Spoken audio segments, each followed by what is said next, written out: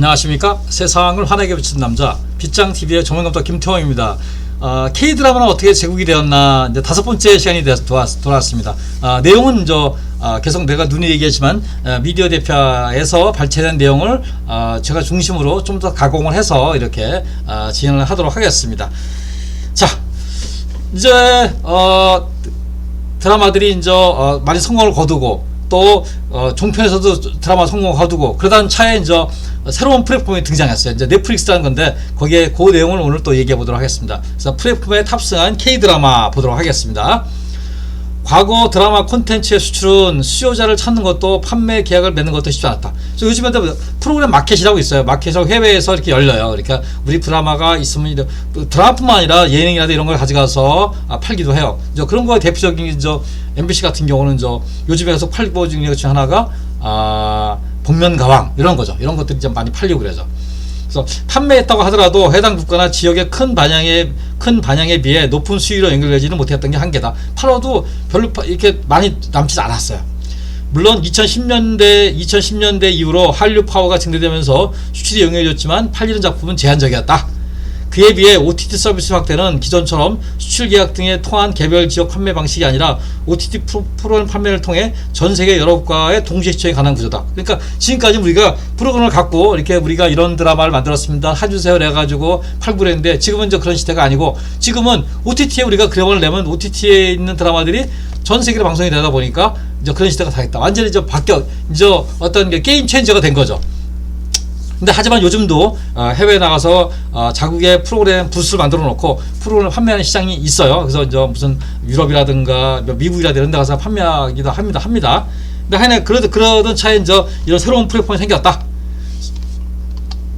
제작자는 판매와 유통에 대한 부담을 덜고 OTT와 단일 계약만 하도 높은 매출 효과가 된다. 그러니까 이런 거죠. 우리 드라마 예를 들어서 넷플릭스가 한국의 어떤 제작사에 드라마 하나 8부작을 만들어 달라. 돈은 편당 20억을 주겠다, 10억을 주겠다. 그래서 80억, 90억 계약을 해서 이렇게 진행을 하게 됩니다. 그래서 OTT 선판매 등을 등에 업고 과거보다 독창적이고 스케일 큰 작품을 시도하게 된 것도 좋은 선순환 구조도 하나다. 그러니까 제작비를 받으니까 과거에는 이렇지 않았는데 지금은 드라마에 대한 돈을 미리 주고 드라마를 만들어내서 납품하는 형식으로 이렇게 된 거죠. 그래서 오징어 게임도 이제 그런 식으로 제작을 했죠. 그래서 이렇게 제작을 하는데 제작비 얼마 줄 테니까 니네가 만들어줘 어느 기간만큼. 그래서 그 대신에 이게 이제 단점이 뭐냐면은 저작권이 제작자한테 있는 게 아니라 넷플릭스한테 있는 거죠. 그게 약간 틀리죠. 그래서 넷플릭스 100위에 한국 드라마가 선점하기 시작했어요. 그래서 글로벌 위에 등극한 오징어 게임 2011년에 했죠. 세계의 거의 모든 나라가 다 1등을 한 적이 있었죠.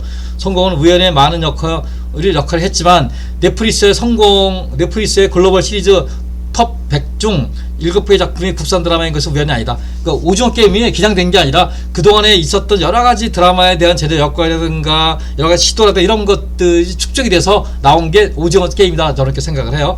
그래서 넷플릭스뿐만 아니라 디즈니, 애플 TV 등 수많은 플랫폼들이 한국 작품을 모셔가길 원한다. 요즘도 디즈니에서 많이 하잖아요. 디즈니에서 하는 것 중에 디즈니인가 거기서 하는 것 중에 카지노 이런 거 있죠. 애플 TV 이런 데서는 더 글로리 이런 것들을 여기서 하고 있죠. 그래서 그런 드라마들을 선정하기 그거 아마 지금 그거 말고도 대기하고 있는 드라마들이 꽤 있을 거라고 저는 봐요. 그래서 이런 것들을 이렇게 진행하고 있다. 그래서 오징어 게임 워낙 유명한 드라마라서 제가 이 포스터를 한번 넣어봤습니다. 2023년에도 글로벌 플랫폼의 선판매와 제작 지원을 통해 수많은 작품을 만나게 될 예정이다.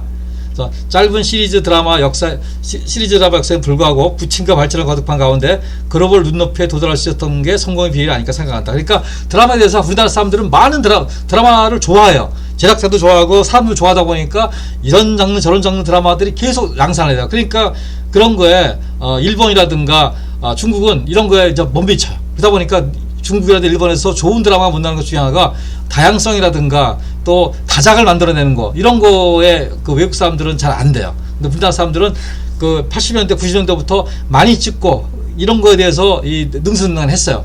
그러다 보니까 그런 여러 가지 행처를 마치다 보니까 넷플릭스에 이렇게 상위권에 있는 이 드라마들이 선점하게 된 거다 이렇게 얘기를 분석을 합니다. 그래서 오늘 넷플릭스의 입성까지 또 얘기를 해봤어요. 이제 뒤에 나가는 그러면은 도대체 그런 성공 요인이 도대체 뭔지 이런 얘기를 또 6번째, 7번째 내용에서 진행해 보도록 하겠습니다. 이상 세상을 환하게 비추는 남자 빗장TV의 조명감독 김태형이었습니다. 감사합니다.